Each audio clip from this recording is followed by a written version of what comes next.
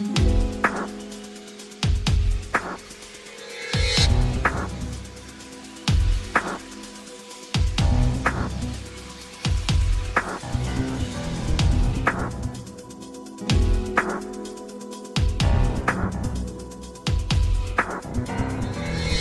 everybody, this is Brad Bruce, and I'm here with Jace Marsiglia. And you're listening to the 5195 podcast. What's happening? I don't know, you tell me. I don't know. You know, this is new territory for us. It is, 100%. We're a little bit uncharted at the moment. I'm going to say a lot uncharted. Obviously, if they can't tell, you are on the phone. Yes, and I'm recording from Michigan. Yeah, and I'm still here in SoCal. So yep, we're literally currently right now dealing with freezing rain. Roads are probably supposed to get slick tonight. It's a wasteland of depression. Yeah, so you guys you got snow and everything right now? Not yet, but this Friday we're supposed to get, I think, up to 5 inches, something like that. Jeez, wow. What's his name? Which I'm not looking forward to at all. Okay. You didn't hear my bad joke. No, I missed it. What'd you say? I said, what's his name? Son of a bitch. Son of a bitch. These are going to get harder as the show progresses. So, yeah, I mean, it's been, since October we've done this? Yeah. We banked a bunch, and I was like on the cusp of Halloween when I was out there, because it wasn't Halloween just yet. It was like a week or two away, I think. Yeah, you had the lawn stuff out. You had the Beetlejuice setup that you had going on. Yep, which is now in storage. Yeah, which is sad. Ooh. It is. So yeah, I mean, we like you said, we had a bunch banked, and I thought we were good, and then I started crunching the numbers, and I was like, well, we might need to do some phone stuff. Yeah. Just to, stay current. So, I mean, well, speaking of staying current, how was the holidays? Not bad. It was kind of hectic. It was a frenzy. So pretty much just like what you said on the show. Yeah, it was, had its good, it had its bad. It never just goes without a hitch, seems like. But would you really want it to? Yes, you would. Nobody got up in the middle of dinner and shot themselves. Damn it. I thought about it. No, I contemplated that during New Year's. Oh, really? Yeah, I was like, I'm going to ring in this New Year with a bang. Literally a bang. Yeah, New Year's, I was in bed early. Didn't do shit. So, but I mean, the holidays were back to the holidays. Yeah, it was, it was the same. I mean, it was nothing, nothing out of the ordinary. Nope. Which, I mean, I guess that's a good thing. Yeah, it wasn't bad. I mean, I don't really do anything for New Year's, do you? No. Like, I don't hit the bars or anything. I don't really. I'm too much of a cranky old. Spread out. Yeah, I'm too much of a cranky old man. I just like sitting home and like yelling at the TV. Yeah. That's pretty much about the extent of my entertainment. I sit there and I sneer at Ryan Seacrest. Yeah. It's crazy. I haven't for the longest time done anything for New Year's. I'm just like, another fucking day. Another year. Who gives a shit? You're right. It's another day on the calendar, man. Yeah, no, it is. But I mean, I'm glad the holidays were good. Yeah, they weren't too bad. My Christmas Eve, we went to see my family. Christmas, we went and seen my in-laws. Yeah, it was a pretty typical Christmas. It wasn't too bad. And then, New Year's Eve, where everyone's trying to be their best selves and starting fresh and everything, I was like, I'm going to go to bed. Yeah. I was like, I don't know. Is there a humbug for New Year's? Well, there is now. Is there such a thing? Yeah, just a humbug of New Year's? Yeah, we'll start it. Which I guess I do have a question for you, and it does pertain to New Year's. Okay. Are you a resolution person? No. Me neither. No, I'm not. But that said, I didn't make a New Year's resolution per se, but I kind of resolved myself to thinking more positive this year. Okay. In light of last year. Because last year was 2023 was tough, but at the same time, we had kicked off this podcast. I started writing again. You started writing again. Yeah. There was a lot of good. There was a lot of bad. But I kind of went in, like when I when I woke up on the 1st after completely ignoring the entire night, I was kind of like, you know what? I don't want to make any resolutions, but maybe just try harder. Yeah. It's not really a resolution per se. Like I said, it's just, maybe look at what we're doing, think of it in a good way, be like, hey, these are strides towards something big. We are getting attention, and, be thankful for it and just keep rolling with that and not let the people who kind of drag us down or piss on our parade. I actually went through my phone New Year's Day. I deleted a bunch of people that never respond to me. Isn't that gratifying? It was, because I'm like, there's a lot of people, and mind you, I'm not, despite the show's format and us talking, I'm not a chatty Cathy. Right, yeah. I'm really, like when I talk to you on this show, it's like the most I talk in like a week. But I do send, I think enough of my friends that I do send a happy birthday or a Merry Christmas text. Yeah. Periodically throughout the year, or even if I'm just down and I'm like, hey man, I just need someone to talk to. Repeatedly, there's no response. They'll text you when they need you, but you don't really get it in return. And I had probably 20 names in my phone that I've kept the line of communication open on my end, but nobody ever responds. And I'm kind of like, you know what? I'm going to make room for new people. Yeah. So again, not really a resolution, but was kind of like, I'm going to just off with the bad. Mm-hmm. Well, it's self-care. It is, in a way. And I didn't think of it that way when I was doing it. I was just kind of like... No, but it is self-care because, you're getting rid of the toxic stuff, I mean, even if it's... Sure.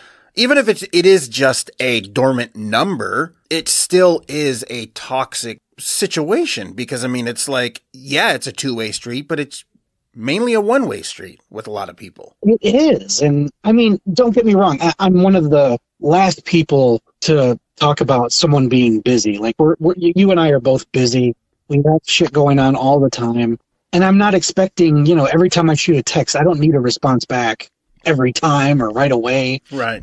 But when it's a prolonged period of no responses, you just can't help but wonder, well, maybe they moved on and so should I. I mean, well, it definitely does open up the debate of, well, I guess I know where they keep me. Yes. Yes. So therefore, let's return the favor. Yeah, and it's kind of a hard truth. It is. Because, you want to think the best of people, and I know we're not really in the business to think the best of people, but at the same time, I mean, there's people I got rid of in my phone that I've been friends with 10 years or more. Yeah. And it's like, you're tight for a long time, and then, after about 2 years of crickets, you should probably officially feel ghosted, Yeah. It wasn't so much resolutions, like I said, but I did kind of make changes for my New Year's. But I mean, it's also, it's still coming from a positive place, and it's gonna, it's leading to some growth. Yeah, that's the thing. It's not coming from, my usual pessimistic. Right. It's just kind of like, you know what? I've got stuff going on. I got really cool things happening. I'm back behind the laptop and creating again. Yeah. You're either along for the ride or you're not. And that's okay. And that's 100% okay. It's like, I feel the same way you do about people that, I have reached out to, and it's been, oh yeah, I'll call you back or whatever it may be. And it's like, I don't really need that in my life. No. And it sucks. Yeah, it really does. But I definitely will make an effort for those who are making an effort for me. Yes. I'm 100% for that. It's healthier. That's just me to a T. Yeah, it's healthier. And I think that is one of the reasons our chemistry is so good, because there's times we can be in a room together and we kind of we know what's going on without even saying a word. Well, that's a big thing too, because when I am out there, I don't know if our listeners know it. I've probably brought it up a couple of times, but I'm actually still doing my day job for a good half of the day. And I'm doing my day job from our podcast table. Yep. You know, you'll come in and you could just sit across from me and you're usually editing or doing something. And we don't have to say shit. Right. And it's not awkward. It's not weird. Not even a little bit, you know. Yeah. Yep. So it's just, those are kind of the relationships you want. Exactly. So I've definitely got friends. You know, I've talked about my buddy Brian. I've talked about my buddy Jeremy. These are guys I've known since I was little, and they still stay in touch. And on top of that, I could go months without saying a word. And then I just send them a meme or something stupid, and we laugh about it and move on. Yeah. You know, no but it's time real. lost. It is. It's very real. Yeah, because I mean, I've had to let go of friends that I was in a car with or at a function or whatever, and I'm like, I'm trying to think of things to talk to this guy about. Bummer. Yeah, and I'm like, wow, we've been friends for a long time, and it's just not there. I mean, I know when I started trying to come up in the film industry, I was surrounded by a lot of yes men. Uh-huh. I wasn't really getting the two-way creative flow that I wanted. It's like if I was to write a script and give it to someone, they would be like, "Oh yeah, this is good. Let's shoot it." I'm like, "No, but I need like some feedback." You know, I know it's not good. Is there something there? And it's just like, "Oh no, yeah, we can shoot it." I never had any like real, you know, criticism or, you know, collaboration with. It was just like, "Yeah, that's good. Let's do it." Yeah, okay, you want to do it? Yeah, let's do it. It was draining. Well, that's another thing about the creative process, and we're going to get into that in future episodes, because you pitched something to me the other day that was like, we can do this. This will be a cool idea. It is going to be a great idea. Creative vibes breed creativity from other people. Yes. If you're on a set with people who are yes men or, yeah, just do that, whatever, you don't feel creative anymore. Right. It takes the wind out of the sails in a big, big way. I don't think people are cognizant of it. When it starts to feel like work, that's not good. Yep. You know? And I can do you one better too. Sure. There were times when I was on set and I was instructing everyone what to do. Now I know that's a director's job, but I mean like, no, this is how you do your job. Really? Yes, like on every facet. Like, no, this is how you do your job. This is where you need to put this light, or this is where you need to be. It's pretty bad. It was tough, you know. It was tough, and I was always, grateful that people wanted to give me their time and make art and do things. But when I started realizing certain things, I was like, man, it's like almost like a one-man show or like a puppet show. Yeah. You know, and it's like, I was never met with any sort of, no, that's not a good idea. I think we should try this. Or I think the story would be better if it went this way. Or as an actor, I think the character would say this. I never really, I never got any of that. In a weird way, I was almost like, okay, that's fine. That they're just looking to me as a leader. So then I'll just be a leader. I just ran with it. I burnt out, you know, like it was tiring, you know. Yeah, that'll do it. So after realizing that Red 11 was no more, it was kind of, I hate to say liberating, but it was. Yeah? Yeah, because I felt like I wasn't under the restraints of all of this stuff that I was in the past. And that's okay. And so now it was like, okay, yeah, I mean, clearly I was burnt out. You were burnt out. So I was like, fuck, I'm going to do anything besides filmmaking, you know, and I hadn't opened any screenwriting program and I haven't created anything, you know, I hadn't created anything. And I just, and I was like, I was done. You know, what's crazy is over the last couple of weeks, I've really started getting back into writing in a big bad way. That's what you were saying, dude. Yeah. And it's weird because I've never put myself out there to get noticed or to sell a script, to be in the industry. It was weird. It was almost like I kind of always just haphazardly fell into a situation.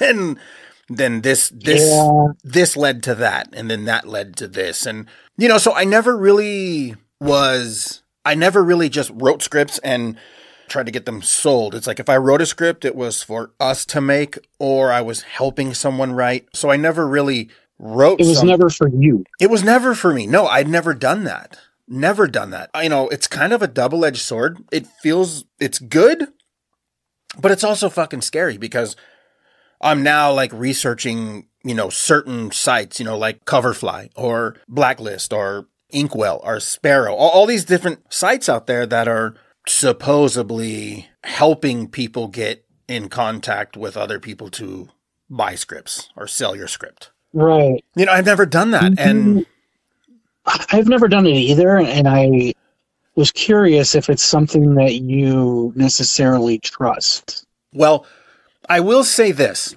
I've researched quite a few of them. Mm-hmm. And I've seen some that are asking for money to even like join because they're going to put you in touch with this showrunner or producer or agent or whatever it may be. But it's like the only way to get in is to give me money and then I'll help you. It's kind of like, you know, the old agent that's like, well, I'll represent you if you give me this much money. Right. But I started researching certain ones, and the ones that kept popping up were Inkwell and Coverfly and Blacklist. They kept popping up, those three, like a lot. Yeah, I was going to say I've definitely heard of Inkwell and Coverfly. I've heard of that one too, but I've never really dipped my toe into any of that stuff. Well, yeah, once you start doing that, I think you yourself will feel at ease because you're not going to lose anything because everything we have is protected by the WGA.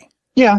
And then there's it's not much of a gamble. Right. And then B, we're not paying anything. True. So I was like, okay, well, that's kind of a win-win because, well, I'm protected and they're not asking me for money. Now they do have contests that they work with and you can choose. They're not cramming them down your throat.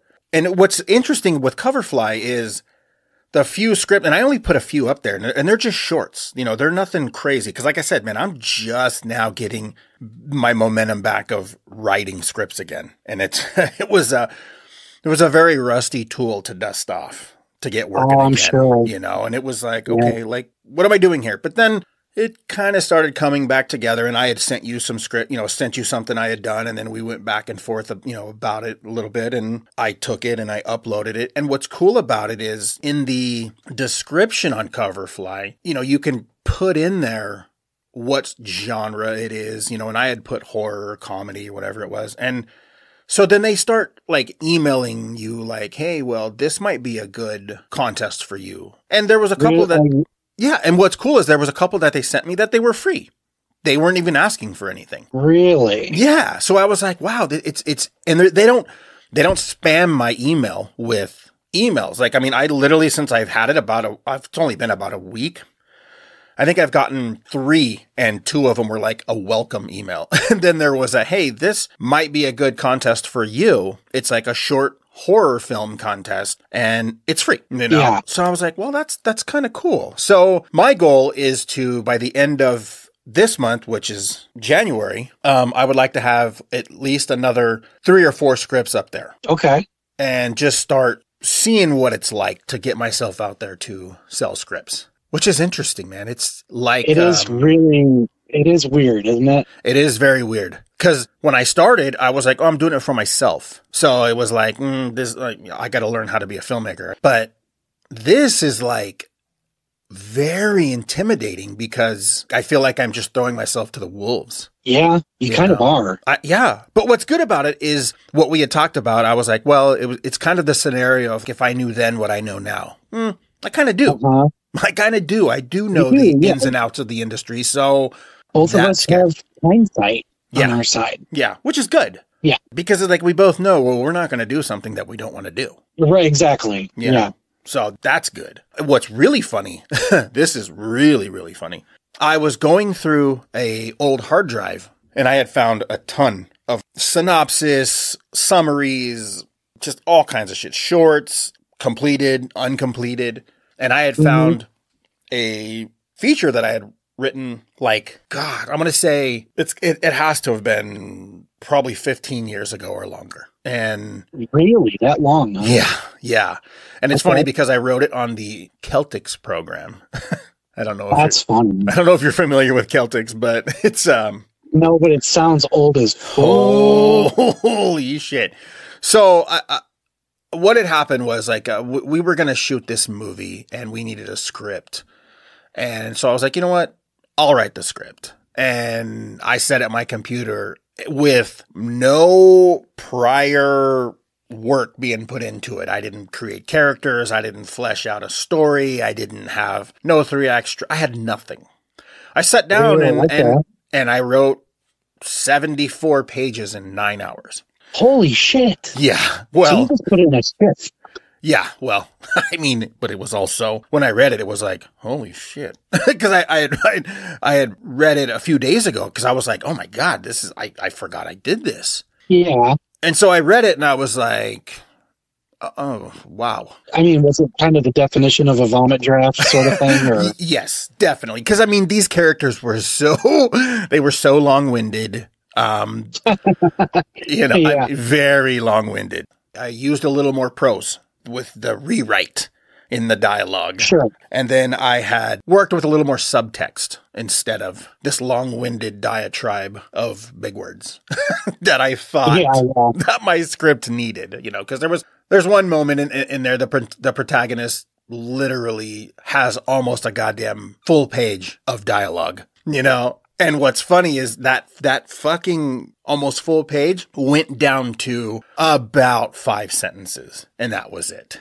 No way. Yeah, it was really... You really trimmed the shit out of it. Oh, I did. I really did. I'm going to send it to you. Please do, yeah. And it's funny because here it is, 2024, and, 15 plus years later, and I just now did the second draft to this feature.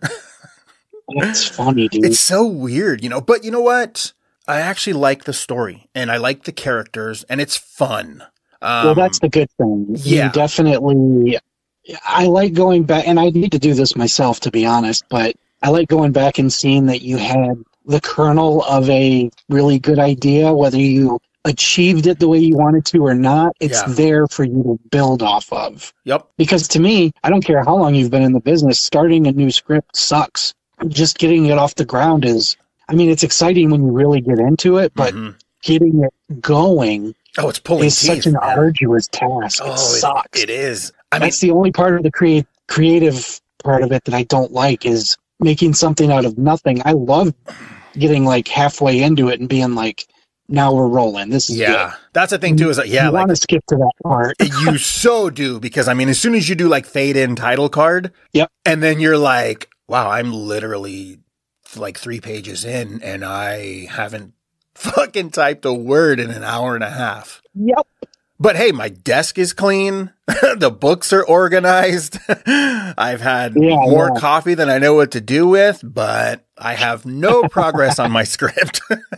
Not even a little bit. Yeah. No, those first few pages are tough. You know what I think? Well, for me, I think it's because I'm so just a rush of the rest of the story trying to get out. It's like a dam. And I think I'm just clouded with thought of like trying to get the momentum going, is the tough part. Sure. But so let me ask you this. Mm-hmm. Are you writing? No, I'm not. Shut up. I'm kidding. Are you asking me if I'm writing? Yeah. Like, are you writing right now? Like, have you started a script? Yes, I'm actually juggling. Okay. Oh, yeah. Dude, I actually like that, dude. I really do. It's a precarious situation to put yourself in. Yeah. But if you can do it, it's fun. Yes. But it is hard because the moods of each one are so different. Ooh, okay. Yeah, like it's almost like when you have a completely mixed playlist on Spotify or something, and you go from like heavy metal to smooth jazz, and you're like, ooh, I'm not done headbanging though. Yeah, it's really, really difficult sometimes to, like, I don't think I could just be like, okay, Monday I'm going to work on this one, Tuesday this one, and Wednesday that one. You almost have to go where your mood takes you, because we've talked about it on past episodes. Sometimes it informs your script, how you're feeling. And one of the ones I'm working on now is probably one of the darkest ones I've ever done, potentially. Oof. And it's going to be rough. It's going to be a nasty one. And but alongside it, I'm working on one that was kind of goofy. You and I were both working on shorts. Mm-hmm. I don't know if that was something you wanted to get into or not. Yeah, that was why more not? on the lighthearted.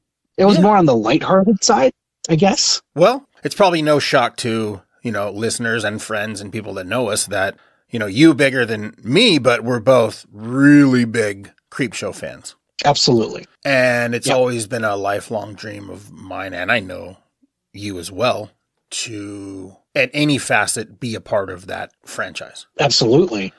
And there was this idea that I had rolling around in my head for a very long time that I think would be a cool addition to the Creepshow world. And and so I wrote it, and I did a second draft, and I think I did a third draft, and then I was like, okay, now I think it's ready enough to pass off to you. Okay. So then I did just that. It was great because you were like, hey, I like it, but I think it needs this. And I think I can make a suggestion and get you there with literally just no more than just a few sentences. Yeah. And I was like, wow, okay, let's go for it. You told me and I was like, holy fuck, that's amazing. That's awesome. And I, went right back and I added all that stuff in and it just really fucking tightened it up, and it was really fun. And it kind of, in my opinion, it felt like it had that Creepshow feel to it.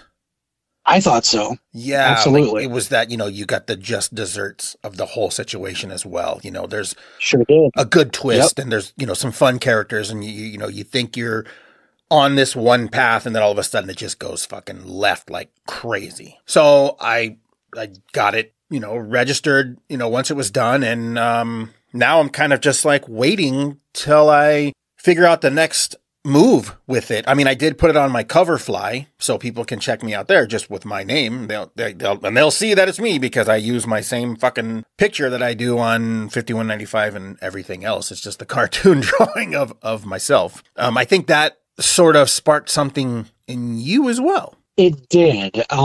Because I've never really written something with the intent of using an IP. Right. I mentioned several episodes back that my first script, my first go, was a quote-unquote Creepshow 3. Uh-huh. And that was something I never planned to do anything with. I still don't. But it was just to see if I could do it. Right. And then everything after that has been original work. Yeah. So when you told me you were writing for Creepshow, I was like, oh, cool. Maybe you talked to somebody or, you got the gig somehow. And you were like, no, I'm just doing it with the hopes that we can. Uh-huh.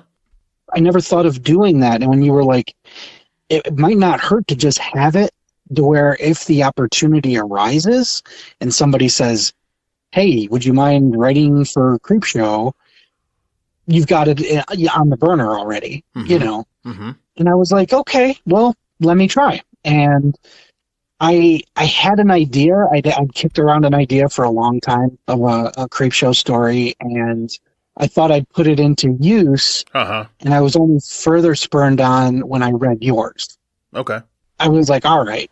It's almost like a little friendly competition. I'm like, all right, let me see if I can, write something up to his muster, Maybe we can both just have fun with this and just see where it goes. And how cool would it be? Because the Creepshow series, the format is 2 stories. Right. I'm like, how cool would it be if both of our stories were one episode? It would be insane. It would be like, okay, dude, that's like dream come true shit. Like, it is, yeah. And plus, it's not too much to ask because, hey, man, no offense, but I mean, some of the stories are rough. Some of them are good. Yeah.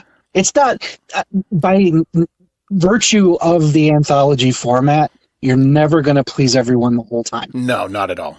Not at all. It's a rare occurrence that you get a Creepshow or a Trick or Treat or a Cat's Eye where, it's just like, you know what? By the end of it, they were all really good. Some better than others, but I really liked it. Yep. There's a lot of anthologies where I've watched it and I'm like, you could have cut this, and this story, and it would have made it so much better. Yep. So it's just, that's kind of the breaks when it comes to anthologies. Mm-hmm. So it's something I know that we're both aware of. Right. And even if, by some good graces, we wound up on Creepshow and our shorts were chosen for it, it's not going to please everybody. No, of course not. Of course not. But you know what's good? I think with just the the time that we've invested in this business, I think you and I don't write that way. Like to please everybody? Yes. Yeah, no, me neither. I used to. Yeah, like I write to please me. And I think that's what's so weird, because I think that's why I do feel so odd this time around, because I'm really putting myself out there like never before. And again, I'm not writing to please everyone, but it's just I used to write stuff I wanted to make, or I was writing something that I was paid for someone else, you know? So now putting my scripts out there without the intention, and that's what's so fucking nuts, because it's like I'm putting my stuff out there with that intention of I'm not going to make this. True. I would always write like, oh, I bet I could get this location, or I might be able to talk to this actor, or whatever it may be, or using this song or whatever. But then also on the same breath, it's kind of liberating, because I'm like, well, restraints are off. I can just write whatever I want, however it sees fit in this world, because I'm not making this. This is someone else's challenge to make this. Yep. You know, so the story. And you have to remind yourself that too. Yeah. Isn't that weird? It is very weird. Like it is. Like I said, I'm into it. It's exciting, but I'm also like, it's kind of scary, you know, but I guess that's a good thing. You know, I guess that's a good thing too, to be scared and, you know, I'm not getting too comfortable. You know, it's like doing something new. I guess that's a good thing. Well, fear's a motivator. That it is. You know, so it's not bad to feel that way. But I get where you're coming from, being more a filmmaker first, writer second. Yeah.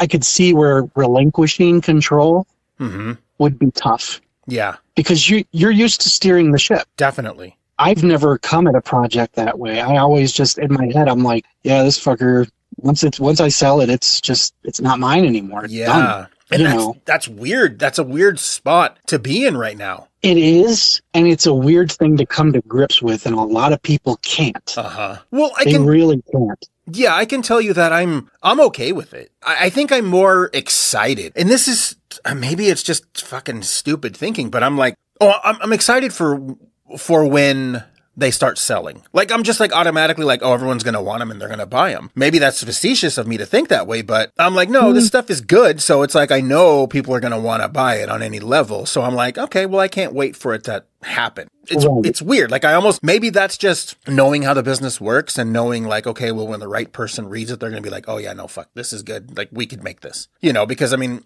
I've been on several sets when I've been like talking with people and you get asked, what are you working on? Or what do you got? Or what do you want to do? And when I say making my own stuff and writing for myself, they're like, well, what do you have? What story? And I'll tell them a story and they're like, hey, that's a good idea. You know, and that's the thing. You don't know until you do that how many people are going to latch on. Yeah. And it's surprising how many do. Yeah, exactly. That's the thing, is that's why I said you throw enough stuff to the wall, something's going to stick. Exactly. It's just interesting, this point right now in my life. Very. It's interesting because I'm like, wow, it's kind of like this show, you being in Michigan, me being here, it's uncharted. Still the same way with what I'm doing right now in the film industry is like, it's uncharted for me. Yes. Trying to sell screenplays. I've never done that before. And it's exciting too. You know, I think it's more exciting than it is nerve-wracking. I'm glad, because it's definitely nerve-wracking if you let it. Yeah. You know. Oh, yeah. Well, and frustrating. Right. Well, the good thing, too, is that it's not a make or break. You know what I mean? It's not like, oh, my God, if I don't make this, I don't eat. I know. Yeah, there's a lot of people in that situation, though. And that's fucking terrifying. That's terrifying. Scary as hell. Yeah. What I'm going to do with the Creepshow is there's a certain person out there that we're going to sit down and have a meeting soon, and I'm going to give him this, who is, there's a very short reach to Nicotero and the Creepshow family from this guy. Okay. I'm just going to be like, bro, here, just read the script. And I'm not telling you to give it to him. I'm just saying, read the script. And if you think it's something that's worth it, then I will figure out a way to get it to him. Okay. You know, I want to make sure that the story it's worthy. Yeah. Because this is my first time writing something in very long. I think it's for myself. I think this is about 7 or 8 years. Really? That long? Since I've written something for myself. Yeah. Because like before I was just doing stuff for other people. Just like punching up that and it's like, I'm not even like writing like on the script. It's just like, I'll read a script and I'm like, oh, well, here, this would be funny if you said this here, or this would be funny, or maybe add this. And so it wasn't like I was even really writing, you know, like on a, you were tweaking. It's yeah. You're the, you're the car garage. Yeah. Someone brings in their vehicle and you just slide underneath and fix it. And That's send it on its way. Yep. It's a good way to divorce yourself from the material. It really is. And it's funny because I noticed after writing this last script, not the Creepshow script, but the one that I just finished last night, it's like, it's very comforting to know that I can just put this out there now to sell. Yeah. I mean, what can it hurt? You know what I mean? I got to try, Yeah. What can I? Absolutely. So, yeah, I mean, it's interesting, this new endeavor that I am starting by selling these screenplays. So in the meantime, it's just, writing and creating more stories and just trying to really fill my arsenal with new screenplays to put out there and see what happens. Yeah, it's all we can do. Yeah. What about yourself? Honestly, it's just I did my Creepshow story. Same plan as yours. Hopefully we can both make something of that with the right people. And I'm doing the really dark script, which is going to be a little outside of my comfort zone. Okay. Because I think it falls more into like crime horror. Okay. It's going to be a little different. It's not quite 7, but I'm going down a vibe that kind of like that. Okay. Nice. Which is obviously, how dark 7 is and Fincher's work. Mm-hmm. I'm trying to emulate something along those lines. And then because everybody has asked me about this is hilarious. We talked a few episodes back about me and my buddy Brian running all over the place to find the VHS tape of Stellar Dweller. Yeah. I thought we were just kidding around, and you were like, yeah, that's a script idea. And we both kind of laughed and everything. Everybody wants this to happen now. Mm-hmm. Literally, everybody has hit me up going, when are you going to write the Cellar Dweller script? Mm-hmm. And I'm like, you guys really want to see this? And like, everyone's like, oh, I thought you were serious. We do. Yes. Mm-hmm. And I'm like, well, shit. Yeah. Now I got to do it. Yeah, you do got to do it. Yeah, and to me, it's funny because of how absurd it is. It's such an obscure movie, and it's going to be my stupid town movie. This is where I go, kind of Kevin Smith / Trojan War to mention another obscure comedy. Yeah. So yeah, I'm gonna kind of put together one of those really long bad day scripts where 2 idiots are just trying to find this one movie come hell or high water, and we'll see how that one goes. But now you know why the schizophrenic mood of trying to bounce between these two scripts. It could definitely pull me in 2 very weird mental directions. For sure, that's heavy. So, yeah, so I'm definitely gonna try and make the best of that and stay sane. Yeah. That sounds interesting. I can't wait to read them. Yeah, man. I can't wait. Yeah, it was, it was good catching up. It's been a minute. Yep. I miss, doing these regularly with you. Yes. It'll be good to get back at that. It will, which is soon. We're kind of putting, that together right now at the moment of the next trip and what we're going to do. Like once we're done, like I'll kind of go over what I'm thinking about as far as, I'd like to get a couple interviews locked in as well. And, yeah, that'd be cool. I'm glad this worked out. It's not, I'm sure what everyone's used to, but it's still nice and we're still consistent, still doing it. Yep. Definitely. I think it shows a lot. It shows our dedication that we're not just a couple guys fucking around. For sure. I really do love this stuff. I really do. And I think, it's a little rusty, but I mean, I think once we, because I'm sure we're going to have to do a few more of these until we're face to face again. Yep. Which won't take long. No, it won't take long. It won't. In actuality, I think it's only like 7 total, something like that. So it's not that crazy. It's not that big of a deal. No, and we've definitely got topics on the whiteboard that we can touch on. Oh man, yeah, we do. Yeah, we do. So I think the next one of these we do, it'll be a little more structured instead of just crying on each other's shoulder. To catch up. Well, yeah. I mean, we were just trying to catch up, man. Yeah. we basically took a break for the holidays and just see where we're at now. Yeah. Yeah. So I think the next one will be even better. Cool, man. Hell yeah. Well, good. I'm glad everything is going good. I'm glad you're writing. Keep that shit up. Keep it going. Yep. And will do, as should you. Yeah, I am. I definitely am, you know. And again, give the sites just a peek, you know, just the Coverfly and even just Coverfly, Inkwell, and Blacklist. Okay. You know, and I mean just researching, not even looking at the website, just researching them and just kind of seeing, you know, your take on them. I'm interested in your take on them as well, you know. But, yeah, no, I want to take a look and kind of kick its tires a little bit, see what's up. Fuck yeah. That's cool. Yeah. Right. I'm curious to know. I'm curious to hear what you think of them. Man, I will, for sure. Obviously, I'll let you know since we pretty much text all the fucking time. So yeah, we do. You will definitely hear from me, my man. Yes, we do. All right, man. Well, it was good talking to you. Yep, absolutely. It was super fun. I can't wait to do it again. Yep. Until next time. See you guys.